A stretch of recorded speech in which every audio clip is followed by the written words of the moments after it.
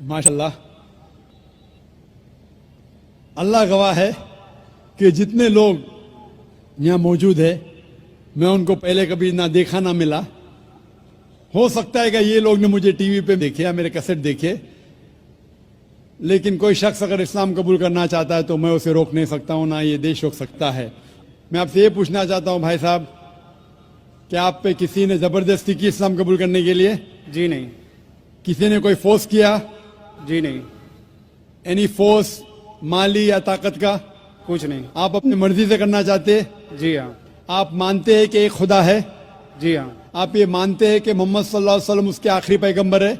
जरूर। इंशाअल्लाह मैं अरबी में कहूंगा और आप उसे दोहराइए। अशहदु अशहदु अल्लाह अल्लाह इलाहा इलाहा इल्लल्लाह इल्लल्लाह व अशहदु व अशहदु अन्ना अन्ना मुहम्मदन मोहम्मदन अब्दुहु अब्दुहु व रसूलुहु। व रसूलुहु। मैं गवाही देता हूँ मैं गवाही देता हूँ कि अल्लाह के अलावा कि अल्लाह के अलावा कोई माबूद नहीं कोई मामूद नहीं और मोहम्मद सल्लल्लाहु अलैहि वसल्लम उसके बंदे और पैगंबर है। और पैगंबर है। माशाअल्लाह, आप मुसलमान हो चुके। अल्लाह आपको जज़ाए खैर दे, अल्लाह आपकी मेहनत को कबूल फरमाए। और ये जो नौ मुस्लिम हैं, मैं उनसे इल्तिजा करता हूं कि आप इस नाचीज के लिए भी दुआ कीजिए। आप जब इस्लाम में दाखिल होते हैं तो अल्लाह सुब्हानहू व तआला आपके सारे गुनाहों को माफ कर देता है। इसीलिए मैं आपसे फरमाता हूं कि आप मेरे लिए भी दुआ करना इंशाअल्लाह। जी शुक्रिया। माइक नंबर 3 के अंदर खातून में कोई नॉन मुस्लिम हो तो सवाल कीजिए। यस, अस्सलाम वालेकुम। मैं इकरा इंग्लिश स्कूल धापोड़ी पुणे से हूँ। वो एक इस्लामिक स्कूल है। मैं वहाँ 7 साल से पढ़ा रही हूँ एज अ टीचर। एंड सब मुसलमान बच्चे प्लस उसमें क्रिश्चियनिटी है, हिंदू है, सब टाइप के बच्चे वहाँ पढ़ रहे हैं। उसमें एक खास बात मुसलमान लोगों को मैं कहना चाहती हूँ कि उन लोग में इतनी तो इंसानियत है कि उन्होंने कभी भेदभाव नहीं किए। आज वो स्लम एरिया है, लेकिन वो स्लम एरिया होते हुए भी कुछ मेंबर्स सब मुसलमान हैं, लेकिन वो लोग जितना आदर भाव से सम्मान दोनों लोगों को दे रहे हैं, उसके लिए मैं वो तारीफ करना चाहती हूँ। वो बात ठीक है, लेकिन सर आपके लिए मेरा एक सवाल ये है कि आपके इतने फॉलोवर्स हैं, आज वो दिख कर आ रहा है जो फॉलोवर्स है, तो आप प्लीज आपसे रिक्वेस्ट है कि पीस टीवी चैनल से आपके बातें हमारे तक पहुंच रही है, तो आप प्लीज हमारे लिए सही न्यूज चैनल का बंदोबस्त करिए। वो भी please sir, 1 minute, I want 1 minute मोर। बहुत दिन से लाइन लगाकर बहुत सवाल थे, लेकिन I am doing very short. और एक बात है कि आज जो अफवाह है, एक मुसलमान बम विस्फोट में पकड़ा गया। आज मैं मुसलमान लोगों में खड़े होकर उनकी तारीफ नहीं करना चाह रही। फैक्ट एंड फ्रैंक स्पीकिंग कि मेरा ये कहना है, 2 दिन के बाद न्यूज में ये माना जाता है कि कोई और था। ठीक है, आप लोगों से, आपसे ये चाहती हूँ कि आप हमारे तक सही न्यूज पहुंचाने की कोशिश करिए कि आपके चाहने वाले काफी हैं। मैं पूना में भी आपका प्रोग्राम देख चुकी हूँ, आपके बहुत फॉलोवर्स हैं। मैं 7 इयर्स से इकरा इंग्लिश स्कूल में पढ़ा रही हूँ। बहुत सारी मिसअंडरस्टैंडिंग थी, लेकिन अल्हम्दुलिल्लाह सब दूर हो गई। आज मैं सब दुआ जानती हूँ। आई एम फ्रॉम अ ब्राह्मण family, but I don't want to take a time, so I thank Iqra English school Dapodi Pune, जो वो गरीब लोग आज इतना काम कर रहे हैं, वो मुझे उनको थैंक्स कहना चाहती हूँ बस। Okay, thank you very much. बहन ने अच्छा सवाल पूछा है। सवाल के पहले ये कहा कि वो एक इस्लामिक इकरा स्कूल में पढ़ाती है, टीचर है दापोली पूना में, और वहाँ के मुसलमान बच्चे, हिंदू बच्चे, क्रिश्चियन बच्चे हैं, लेकिन मुसलमान बच्चे आपस में भेदभाव नहीं करते, जात पात में नहीं मानते। बिल्कुल अच्छी बात है, अल्हम्दुलिल्लाह। बहन का सवाल है कि मेरे मानने वाले बहुत है, ये मैं नहीं जानता हूं, अल्लाह सुब्हानहू व तआला का करम है। जैसा मैंने कहा कि मैं नाचीज हूं, मैं कोशिश करता हूं कि इस्लाम का पैगाम फैलाऊं, और इस्लाम के पैगाम की वजह से माशाअल्लाह कई लोग माशाअल्लाह इस पैगाम को सुनते हैं। लेकिन जब भी जिसके भी फॉलोअर्स बढ़ते हैं उसके दुश्मन भी बढ़ते हैं साथ साथ। और हम जानते हैं कि दुनिया में सबसे ज्यादा माना हुआ शख्स, सबसे बेहतरीन इंसान इस दुनिया में मोहम्मद सल्लल्लाहु अलैहि वसल्लम, इसमें कोई शक नहीं, मोहम्मद सल्लल्लाहु अलैहि वसल्लम। लेकिन सबसे ज्यादा किताबें अगर कोई शख्स के खिलाफ लिखी गई है वो मोहम्मद सल्लल्लाहु अलैहि वसल्लम के खिलाफ।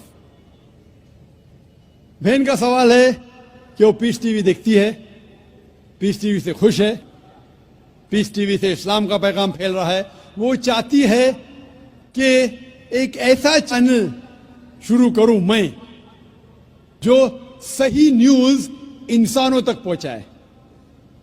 आप गोया के मेरे दिल में झांक के मेरे दिल की बात कह रही है। सर एक क्वेश्चन लास्ट ये- एक सर एक मिनट, जस्ट अ मिनट। आज सारी दुनिया की अर्थव्यवस्था बर्बाद हो रही है। साम्यवादी रूस की अर्थव्यवस्था लगभग समाप्त हो गई है। पूंजीवादी अर्थव्यवस्था खत्म होने के कगार पर है। क्या यह सही समय नहीं है कि मुस्लिम अर्थव्यवस्था को लागू कर दिया जाए? Thank you sir. माशाअल्लाह, बहन का काफी मुताल्ला है इस्लाम के बारे में, और वो कह रही है कि इस्लाम सारे जहां में लागू होना चाहिए। वही मैं कहता हूं, this Quran is the constitution. You know, हर मुल्क का कॉन्स्टिट्यूशन होता है, ये इंसानियत का कॉन्स्टिट्यूशन है कुरान। इसीलिए इस कॉन्फ्रेंस का टाइटल है peace the solution for humanity. Islam इंसानियत के लिए हल। जितना इस्लाम फैलेगा उतनी ही इंसानियत की मुश्किलात दूर होगी। और ये कुरान इज द कॉन्स्टिट्यूशन। अगर ये कॉन्स्टिट्यूशन सारी दुनिया में लागू हो जाएगा, इंशाअल्लाह इस दुनिया के इंसानियत की सारी मुश्किलात दूर हो जाएंगी।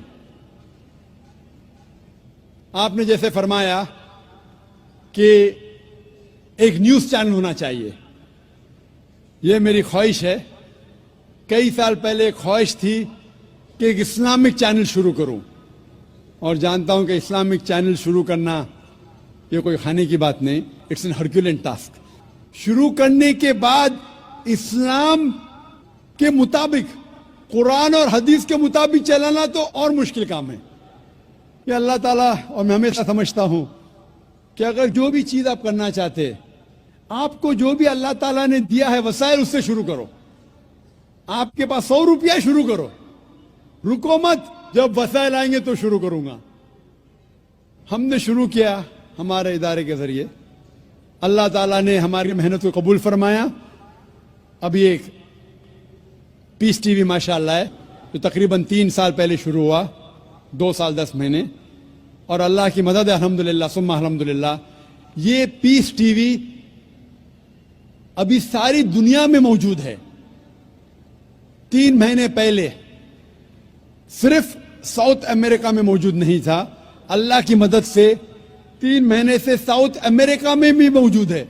क्योंकि साउथ अमेरिका में अंग्रेजी बहुत कम लोग बात करते हैं, क्यों हम कोशिश करें, लेकिन अल्लाह ताला ने वो भी कर दिखाया अल्हम्दुलिल्लाह। और हमारा इरादा है कि एक पीस नेटवर्क हो, और उस पीस नेटवर्क में एक चैनल पीस न्यूज भी हो। मैं चाहता हूं कि आप दुआ करें, एक ऐसा चैनल हो जो सही न्यूज दे। अक्सर channel, news channel, they are governed by politicians. जो न्यूज चैनल की आमदनी है, they behave like groups supporting political parties और डिफरेंट व्यू पॉइंट्स। कोई भी चैनल लो आप, उनकी जो आमदनी है वो एडवर्टीजमेंट नहीं है, दे आर प्रेशर ग्रुप्स। और मैं जानता हूं, जैसे मैं तकरीर में कहा था इस टेररिज्म मुस्लिम मोनोपोली, क्या आतंकवाद मुसलमान की विरासत है, पुणे में आपने सुना होगा। और मैंने कहा था कि मेरे नजदीक ये पॉलिटिशियंस है जो मेन जिम्मेदार है आतंकवाद के, और एक न्यूज चैनल कायम करना विदाउट पॉलिटिकल सपोर्ट, मैं नहीं जानता कोई न्यूज चैनल आज है जो पॉलिटिकल सपोर्ट के बिना चल रहा है। न्यूज चैनल कायम करना बहुत मुश्किल है। न्यूज चैनल कायम करके कुरान और हदीस के मुताबिक चलाना बहुत बहुत मुश्किल है। मैं चाहता हूं कि आप सब दुआ करें कि अल्लाह सुब्हाना व तआला हमसे ये भी काम करवाए कि इंशाअल्लाह मुस्तकबिल में एक ऐसा चैनल हो जो सिर्फ मुसलमानों के लिए नहीं, गैर मुसलमानों के लिए भी एक साफ सुथरा न्यूज चैनल हो जो हक की बात फरमाए। क्योंकि अल्लाह ताला फरमाते सूरह इसरा में सूरह नंबर 17 वर्स नंबर 81 में, वकुल जाल हक वज़ाकल बातिल इन्नल बातिल कान ज़हूका, कहो कि हक आ चुका है और बातिल खत्म होने वाला है, क्योंकि बातिल फी नफ्से खत्म होने वाला है। Hope the answer the question is. अगला सवाल माइक नंबर 1 से, अगर वहां पर कोई गैर मुस्लिम भाई हैं। Good evening, sir. My name is Pintu Devnath and I am from Malda, West Bengal. Sir, I am on a BA honors. So, I have some question about kafir. Sir, some Muslim men are said, non-Muslim men, that they are kafirs. So, मैं इसके बारे में आविधानिक अर्थ काफिर का जितना तक जानता हूँ, कुफ्र से आया है ये सब। तो सर, इसका आविधानिक अर्थ होता है इस्लाम के गोपनीयता को जो स्वीकार नहीं करता, उसके सत्यता को जो स्वीकार नहीं करता, उसको काफिर कहा जाता है। आप ही के किसी एक चैप्टर में या किसी एक किताब में लिखा हुआ है सर, अगर इस नाम से आपको बचना चाहते हो तो आप इस्लाम कबूल करो या फिर और दूसरा कोई उपाय ढूंढ लो। ये दूसरा कोई उपाय ढूंढ लो, ये सर मैंने नहीं पढ़ा है, लेकिन मैं ये अपने दिल से बोल रहा हूँ। लेकिन सर, काफिर का सब ये जो बोल रहा है, जो इस्लाम के गोपनीयता सत्यता का जो गोपनीयता है, हम जो वो तो हम कभी अस्वीकार नहीं करते, क्योंकि हमारे बहुत सारे मुस्लिम फ्रेंड्स है, हम उसके साथ बहुत अच्छे तरह से रहते हैं, बहुत अच्छे तरह से बिहेव करते हैं, फिर भी हमको as a non Muslim why I should call an काफिर? This is my simple question sir.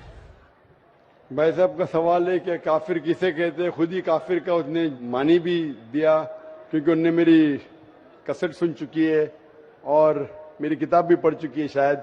इसमें कहा है कि काफिर आता है लफ्ज कुफ्र से, जिसका मानी है कि इस्लाम की हक्कानियत को झुटलाना। कुफ्र मतलब ना मानना।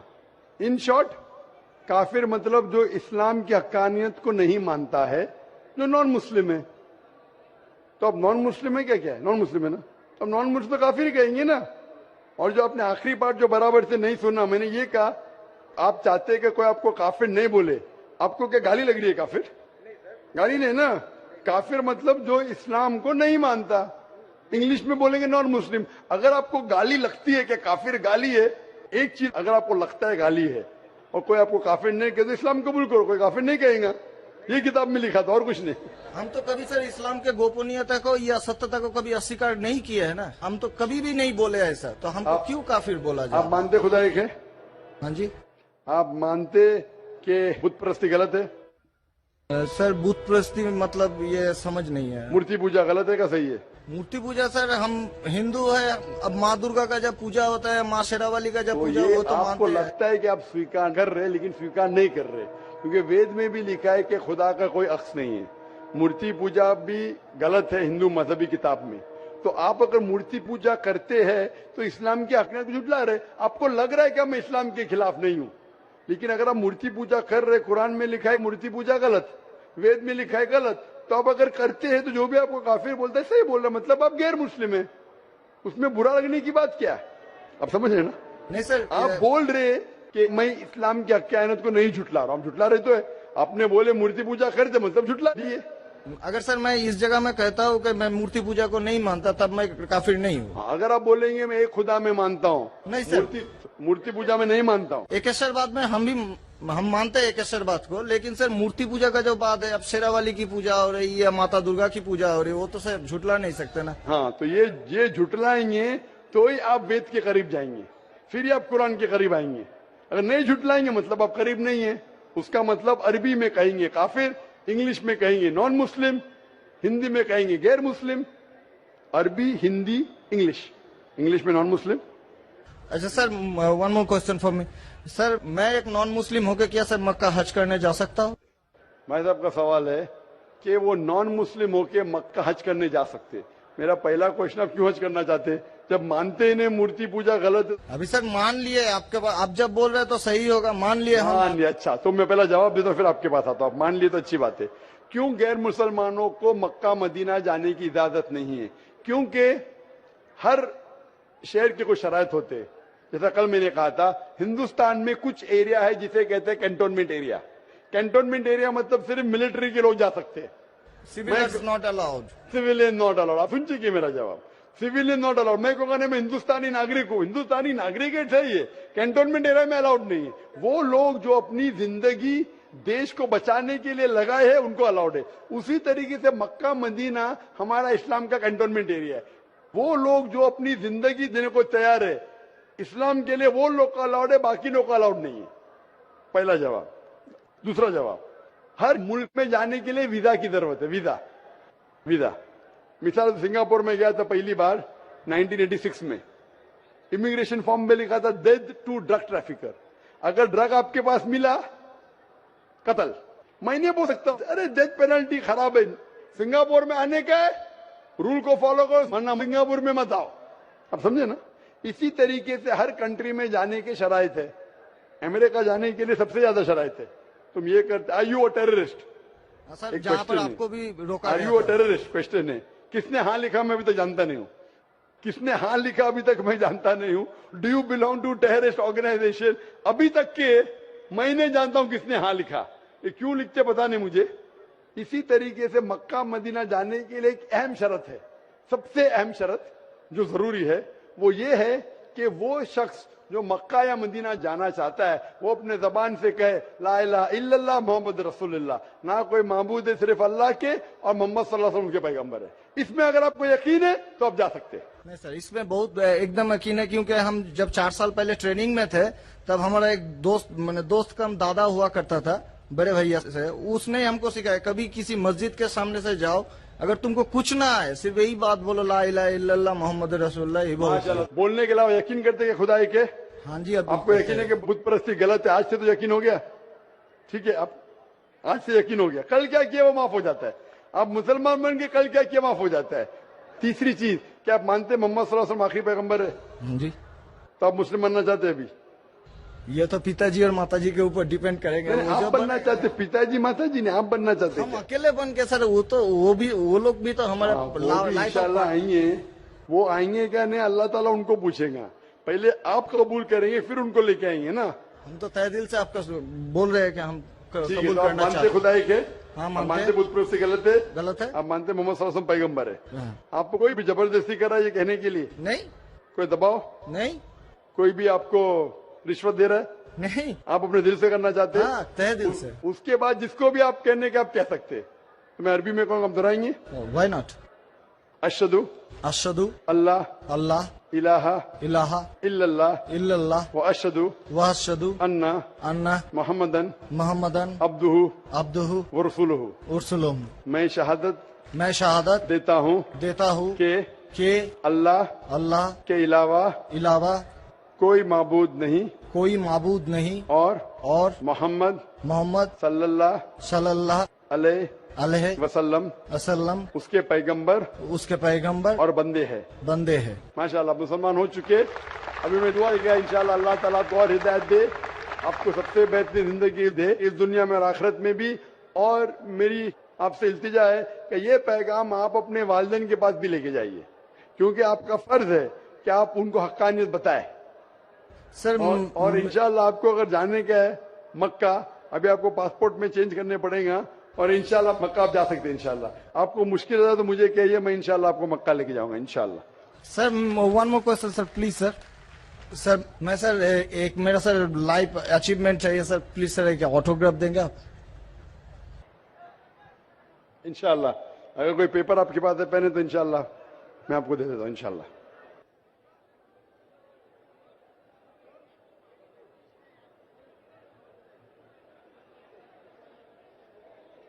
माशाअल्लाह, लोग जुर्रत और हिम्मत से काम ले रहे हैं हक को जानने के लिए, हक को मानने के लिए।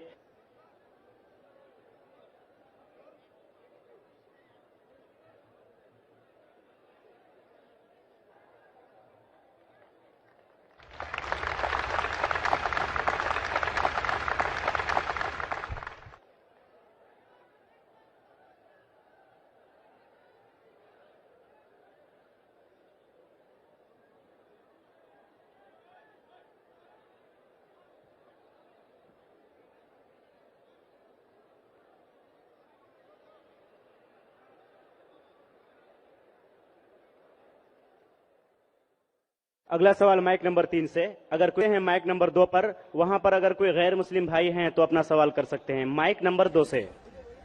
मैं श्यामा मंडल प्राइमरी स्कूल का टीचर हूं। मैं मालदा डिस्ट्रिक्ट से आया हूं। मेरा मन में बहुत दिन से कुछ सवाल है मेरा धर्म के प्रति, और जो स्वर्ग और नर्क के बारे में बार बार बोला जाता है, ये सचमुच क्या स्वर्ग और नर्क कहीं पर है, ये मैं जानना चाहता हूं, या ये डर है जो इंसान को गलत काम करने से रोकता है। इसके बाद मूर्ति पूजा के कारण रामदेव बाबा जी बोलते हैं, श्री श्री रविशंकर भी बोलते हैं कि मूर्ति पूजा, जैसे कि जो मूर्ति है जो अपना कर्म किया है, पहले धर लीजिए कि हम लोग कृष्ण को मानते हैं, तो कृष्ण ने जितना कर्म किया है, अगर हम मूर्ति को देखते हैं तो उसको गुण जो है वो हमें याद आने लगता है। तो ये पॉजिटिव बोलते हैं कि मूर्ति को देखने से उसके अंदर में जो अच्छाई गुण था वो हम में जाग जाता है और हम वैसा ही बनना चाहते हैं, अच्छा बनना चाहते हैं। भाई साहब ने 2 सवाल पूछा है। पहले सवाल ये है कि क्या स्वर्ग और नरक असली में है या सिर्फ डर पैदा करने के लिए इंसानों के लिए है? स्वर्ग और नरक असली है, जन्नत और जहन्नम असली है, और असली चीज भी डर पैदा करती है। जरूरी नहीं कि वो बनावटी होना चाहिए, असली है। और इसमें जो लोग गलत करेंगे वो नरक में जाएंगे, जो अच्छा काम करेंगे स्वर्ग में जाएंगे। जहां तक कि दूसरा सवाल है कि रामदेव बाबा और श्री श्री रविशंकर कहते हैं कि श्री कृष्ण को जब उसकी तस्वीर को देखते हैं, मूर्ति को देखते हैं, जो अच्छे काम किए वो याद आते हैं और आप उनके जैसा बन जाते हैं। ये कह रहे श्री श्री रविशंकर और रामदेव बाबा। आप श्री श्री रविशंकर में मानेंगे या वेद में मानेंगे? वेद कहती है, यजुर्वेद चैप्टर नंबर 32 वर्ष नंबर 3, न तस्य प्रतिमा अस्ति, उस ईश्वर की प्रतिमा नहीं।